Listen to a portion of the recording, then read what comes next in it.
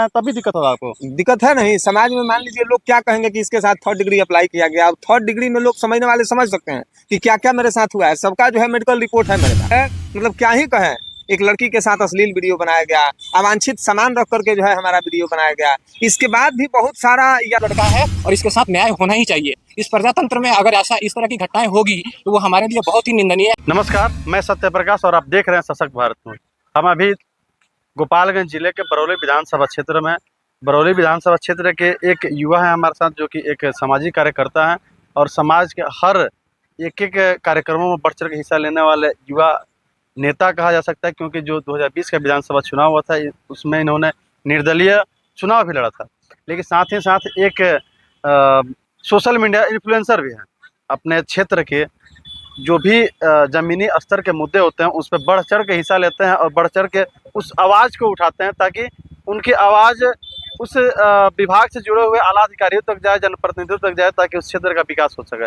लेकिन इसी क्रम में इनका यही मुखर होकर बोलने की आदत, यूँ कहें तो जो चीज़ गलत है उसको गलत कहने की इनकी जो आदत थी उन पर भारी पड़ी। और यही इतना भारी पड़ा कि इन पर यहाँ के जो वर्तमान विधायक हैं, पूर्व मंत्री और वर्तमान विधायक जो भाजपा के विधायक हैं, राम परवेश राय, जिन्होंने इनके ऊपर कंप्लेन भी किया, केस दर्ज कराया और साथ ही साथ इनको गिरफ्तार करा के जेल भी भिजवाया। लेकिन जेल जाने से पहले इनके ऊपर बहुत सारी प्रताड़नाएं हुई। इसके लेकर हमने ज़मीनी स्तर पर बहुत सारे खोजबीन की है, सारी जानकारी हमने उपलब्ध कराई है। इन सारे जानकारियों को लेकर हम इनसे बात करेंगे। इनसे व्यक्ति का नाम बता दें, इनका नाम है सुनील कुमार यादव, जो कि प्रॉपर बरौली विधानसभा क्षेत्र से आते हैं। सुनील जी, आपका स्वागत है। बहुत बहुत धन्यवाद आपको और आपके चैनल को भी, आपके दर्शकों को भी बहुत बहुत धन्यवाद और आभार, जो कि आप जो है चल करके आए और हमारा जो भी हमारे साथ घटनाएं घटी है इसका मतलब अपने चैनल के माध्यम से दिखाने के लिए, इसके लिए आपको भी बहुत बहुत आभार। हमारा आपसे सवाल रहेगा जी कि आप एक सोशल मीडिया इन्फ्लुएंसर हैं, बिल्कुल, सामाजिक कार्यों में भी बढ़ चढ़ के हिस्सा लेते हैं और आपने विधानसभा चुनाव भी लड़ा यहाँ से। लेकिन अभी 2-3 महीने पहले ऐसी क्या परिस्थिति बनी कि जो विधायक जी, आपके जो यहाँ के माननीय विधायक है वर्तमान, राम परवेश राय जी उन्होंने आपके ऊपर एफआईआर दर्ज कराया? जी, देखिए ऐसा कुछ हुआ नहीं था और उस व्यक्ति से चूँकि उनसे हमारा व्यक्तिगत कुछ दुश्मनी भी नहीं है और मतलब किसी भी स्तर से देखा जाए तो कोई दुश्मनी नहीं है। अब वो एफआईआर क्यों की, अब इसका जानकारी तो वो बताएंगे। लेकिन अब जो है हम जो है यूट्यूबर पत्रकार हैं, स्वतंत्र पत्रकार हैं और हम आम आदमी भी हैं। आम आदमी का जो अधिकार होता है, हमने अपने अधिकार के बदौलत, जो सरकार ने हमें अधिकार दिया है, संविधान में जो हमारा अधिकार है, उस अधिकार के तहत जो है हम अपना बात जो है सोशल मीडिया प्लेटफॉर्म पर हम रखे थे। अब ये बात जो है उनको बुरा लग गया, जिसकी वजह से जो है झूठा एफआईआर, बेबुनियादी आरोप लगवा दिए। और एफआईआर तक हम पे मतलब थोड़े हुआ, हमको तो एक दिन पहले ही उठा लिया गया। अच्छा, एफआईआर होने से एक दिन पहले उठाया गया? हाँ, एफआईआर होने से पहले थाना में आवेदन पड़ने से एक दिन पहले उठा लिया गया। 3 तारीख को जो है हमको उठा लिया जाता है शाम में तकरीबन 7:45-46 हो रहा था। इस समय में हमको उठा लिया जाता है और उठा के ले जा करके जो है तुरंत मारपीट हमारे साथ शुरू कर दिया जाता है। और उस मारपीट को अगर हम आपके चैनल के माध्यम से अगर कह देते हैं तो हमको नहीं लगता है कि फिर जो है हम जी पाएंगे। ऐसी स्थिति है कि अगर आप अपना दुखड़ा बता रहे हैं तभी दिक्कत होगा आपको। दिक्कत है नहीं, समाज में मान लीजिए लोग क्या कहेंगे कि इसके साथ 3rd डिग्री अप्लाई किया गया। अब 3rd डिग्री में लोग समझने वाले समझ सकते हैं कि क्या क्या मेरे साथ हुआ है। सबका जो है मेडिकल रिपोर्ट है मेरे पास। मंडल कारा चनावे से जो है मेडिकल टीम जो है गई थी कोर्ट के आदेश के बाद, और मेडिकल टीम जो है गठन करके तब जो है हमारा मेडिकल रिपोर्ट बना है। उसमें सारा फोटो वीडियो सब चीज़ जो है जेल उपलब्ध कराया है माननीय न्यायालय को। एक सोशल मीडिया पर विरोध करना इतना भारी पड़ा कि 3rd डिग्री टॉर्चर हुआ आपके साथ? जी, 3rd डिग्री टॉर्चर किया गया। पुलिस कस्टडी में हमको जो है नंगा करके पीटा गया। उसके बाद जो है मतलब क्या ही कहें, एक लड़की के साथ अश्लील वीडियो बनाया गया, अवांछित सामान रख करके जो है हमारा वीडियो बनाया गया। इसके बाद भी बहुत सारा यातनाएं जो है हम झेले हुए हैं, जिसको हम बयान नहीं कर सकते हैं। बयान करने के बाद जो है मुझे लगता है कि इस शरीर को हमको त्याग देना होगा। देखिए, ये परिस्थिति है इस युवा व्यक्ति की कि इन्होंने अपने सोशल मीडिया अकाउंट के माध्यम से अपने क्षेत्र की कुछ समस्या को रखा है, और समस्या रखने का खामियाजा इनको यहाँ तक भुगतना पड़ा कि थर्ड डिग्री टर्चर, जो कि लोग कहते हैं कि थर्ड डिग्री टर्चर उनको दिया जाता है जो आदतन अपराधी होते हैं, हले दर्जे के अपराधी होते हैं, उनके साथ थर्ड डिग्री का टर्चर किया जाता है, प्रशासन करती है जब कुछ राज उगलवाना होता है। ऐसे व्यक्ति के साथ जो एक सोशल मीडिया पर केवल विरोध करता है, सोशल मीडिया के माध्यम से जनता की आवाज़ उठाता है, ज़मीनी स्तर के मुद्दे को रखता है, उसके साथ थर्ड डिग्री का टर्चर किया जाता है, नंगा करके अश्लील फोटो और वीडियो बनाई जाती है।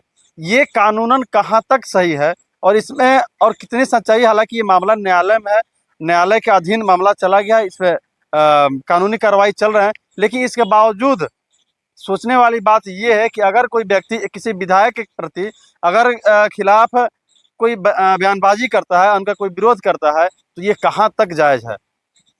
अगर आप माननीय हैं तो इसका मतलब ये नहीं है कि आप आम जनता के साथ कुछ कर सकते हैं। इसके बावजूद जो है सर, हम मतलब आपके चैनल के माध्यम से बता देना चाहते हैं कि ये लोग जो है, जब हमको मतलब थाने में जो है पुलिस प्रशासन ने पीट पाट दिया, उसके बाद सुबह जब माननीय न्यायालय को हमको भेजा जा रहा था, उस समय जो है ये हमसे प्रभारी महोदय कहे कि अगर इस बात का जिक्र अगर तुम माननीय न्यायालय के समक्ष अगर करेगा तो तुमको हम जान से मरवा देंगे विधायक जी के सानिध्य में रह करके। क्योंकि विधायक जी के कहने पर अगर हम ये काम कर सकते हैं तो मतलब तुम्हारे साथ हम कुछ भी कर सकते हैं, इस बात को तुमको एहसास होना चाहिए। तो अब जो है बड़ा हम डरे हुए थे, सहमे हुए थे, लेकिन जब हम माननीय न्यायालय के समक्ष गए तो अब जो यातनाएं हमको झेलना था वो तो हम झेल लिए थे। उसके बाद जो है हमारे जो भी वरिष्ठ वकील थे सभी लोग कहे कि नहीं, आपके साथ गलत हुआ है तो आप जो है माननीय न्यायालय को इस बात को बताएं। फिर हम जो है माननीय न्यायालय को बताए, और बताने के बाद भी हमारे साथ किस तरह से ये किया गया कि हमारे घर वाले को भी मतलब टर्चर किया गया, जिसका सीसीटीवी फुटेज हमारे पास है। फिर जो है पुलिस हमारे घर जाती है, घर वाले लोगों को डांटती है, फटकारती है। जो हमारे दुकान पे काम करने वाले लोग हैं उनको जो है पकड़ने के लिए पुलिस जाती है। उसके बाद इससे जो है मतलब हमारा अर्थव्यवस्था गड़बड़ा गया। मान लीजिए दौरी दुकान जब बंद हो जाएगा, वहीं कमाने खाने वाला रोजगार है, वो चीज़ जो है बंद हो गया। उसके बाद जब हम जेल से आए तब जो है इस बात का हमको पता चला। इसके बाद हम क्या किए कि हम जो है अब जो है अपना कंप्लेन दायर किए। कंप्लेन दायर करने के बाद जो है ये लोग हमको लगातार धमकी दे रहे हैं। यहाँ तक जो जब हम कोर्ट में जाते हैं तो प्रशासनिक विभाग के भी लोग हमसे मिले, इनके खेमे के भी लोग मिले। ये लोग कहे कि रोड पे एक्सीडेंट भी होता है, यानी कि इन लोग का मानसिकता ये है कि अगर ये कंप्लेन व्यक्ति किया है तो अब इसका जो है रोड एक्सीडेंट हो सकता है, तो कुछ भी हो सकता है, कुछ भी हो सकता है। हम जो है सुरक्षित महसूस नहीं कर रहे हैं। इसके बाद इन लोगों का पेट नहीं भरा तो अभी 3 दिन पहले जो है ये लोग नोटिस करवा दिया है हमारे चैनल के ऊपर कि जो है आप जो है इस वीडियो को आप डिलीट नहीं करते हैं, आप जो है अगर जो भी जनता बोल रही है उस बात को दिखाएंगे तो आपके साथ कुछ भी किया जा सकता है। और बताइए कि आम आदमी का अधिकार नहीं है? हमने वोट दे करके अपने विधायक को चुना है, हमने वोट दे करके अपने सरकार को बनाया है। हम अपना अधिकार रखने के लिए ये नहीं है, स्वतंत्र नहीं है हम। तो इस मतलब हम क्या ही कहें, हम जो है बिल्कुल यही है कि हम सुरक्षित महसूस नहीं कर रहे हैं। और लगातार हमारे साथ जो भी धमकियां हमको मिल रही है, या फिर जो लोग भी गोपालगंज आते जाते क्रम में हमसे मिल रहे हैं, वो लगातार कह रहे हैं कि जो है कि आपके साथ कुछ भी हो सकता है। और जो भी हमारे चाहने वाले लोग हैं या फिर जो लोग ये चीज़ को देख रहे हैं कि हाँ इनके साथ गलत हुआ है, वे लोग अगर सोशल मीडिया पे कुछ कह रहे हैं तो उन लोगों को भी प्रताड़ित किया जा रहा है, बोलने से भी परहेज किया जा रहा है। मतलब क्या ही बताएं सर। कहा जाता है कि ये भारत जो है एक लोकतांत्रिक देश है, यहाँ बोलने की आज़ादी है, लेकिन आज़ादी कहाँ तक है, आज़ादी कितनी छीनी जा चुकी है, आप एक स्वतंत्र पत्रकार से पूछ सकते हैं। हालांकि हमें भी पत्रकारिता करते हुए 1 दशक हो गया, पिछले 10 साल से पत्रकारिता कर रहे हैं, और 10 साल के बीच में ये पहला ऐसा मौका मिला है, पहला ऐसा वाक़या देखने को मिल रहा है कि एक व्यक्ति के साथ जो एक स्वतंत्र पत्रकार है, अगर वर्तमान विधायक के खिलाफ अगर कुछ सोशल मीडिया पर लिख दिया तो खुद यातनाएं झेले, साथ ही साथ पूरे परिवार को यातनाएं झेलनी पड़ रही है। ये व्यक्ति, ये ऐसे व्यक्ति हैं जो इनकी जुबानी से आपने सुना कि कहीं से ये खुद को सुरक्षित महसूस नहीं कर रहे हैं, इनको अभी भी धमकियां मिल रही है। 3 दिन पहले भी एक FIR का कॉपी मिला। यहाँ तक आ गया कि आप अगर न्यायालय आ रहे हैं तो सड़क के रास्ते से आ रहे हैं, रास्ते में सड़क दुर्घटना भी होती है। और भी कुछ कहानियां हैं, कुछ हाँ। बातें हैं जो कि हमसे जानेंगे और आपके सामने रखेंगे। एक बात और सर हम बता देना चाहते हैं, जो एफआईआर में मेंशन किया गया है उसमें कहा गया है कि सुनील यादव का पूरा परिवार जो है अपराधी हिस्ट्री शीटर है, जबकि कोई हमारे ऊपर कोई मामला दर्ज नहीं है।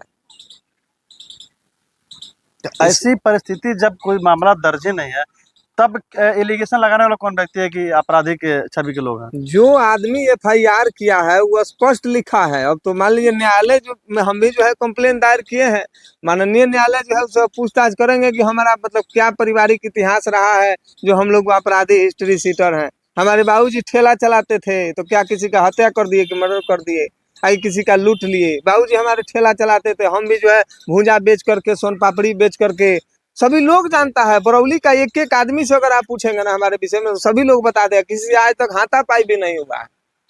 नशा पताई की अगर बात करें तो कुछ भी हमारे पास सुरती का भी नशा नहीं है सर। और अभी जो है क्वालिफिकेशन के बारे में हम अपने बता दे रहे हैं कि ग्रेजुएशन हमने 2021 में कंप्लीट किया, उसके बाद हमारा एमए का जो है पढ़ाई चल रहा है। उसके बाद अभी हम जेल से निकलने के बाद अब इतना यातनाएं हम झेल लिए हैं कि हमको जो है अब एलएलबी करना पड़ रहा है। एलएलबी के फर्स्ट ईयर के हम अभी स्टूडेंट हैं। और मतलब हम सभी लोगों से यही गुजारिश करेंगे, चाहे वो पक्ष हो या फिर विपक्ष हो, कि आम आदमी का अधिकार है भाई साहब, जीने दीजिए हमको। मतलब मरने से परहेज तो नहीं है, लेकिन आप लोग हमको जीने दीजिए। जिएंगे तबे जो है हम अपना परिवार चला पाएंगे। हमारा भी दो छोटा छोटा बच्चा है, हमारा भी जो है हमारे घर में माँ बाप हैं, सभी लोग जो है, अरे सबका माँ बाप प्यारा होता है भाई। हमारा भी जो है बच्चा है, हमारा भी माँ बाप है। बताइए, जब हम जेल जा रहे थे तो हमारी माँ रो रही थी, हमारे पिताजी रो रहे थे। परिवार के इकलौते बड़े बेटे हम हैं। कैसा लग रहा होगा सर? ये दुखड़ा एक स्वतंत्र पत्रकार का, ये सोचने वाली बात है। कितनी बड़ी निंदनीय घटना है ये कि एक पत्रकार जो अगर आपके खिलाफ आवाज उठाता है तो उसके साथ इतनी बड़ी यातनाएं होती है।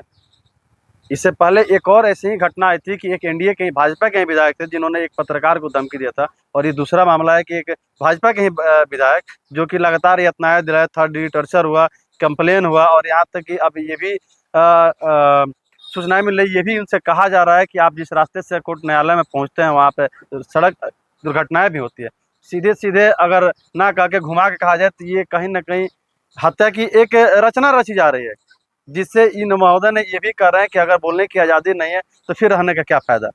ये सोचने वाली बात है। अगर एनडीए की सरकार है तो इसका मतलब ये थोड़ी हुआ कि आपके खिलाफ कोई नहीं बोले। कोई भी सरकार हो, हर व्यक्ति का विरोधी होता है, हर पक्ष का एक विपक्ष होता है। इसका मतलब ये थोड़ी होता है जो विपक्षी है उनको जान से मरवा दिया जाए, उन पर यातनाएं किया जाए, उन पर केस दर्ज कराया जाए, उनको जेल भेजा जाए।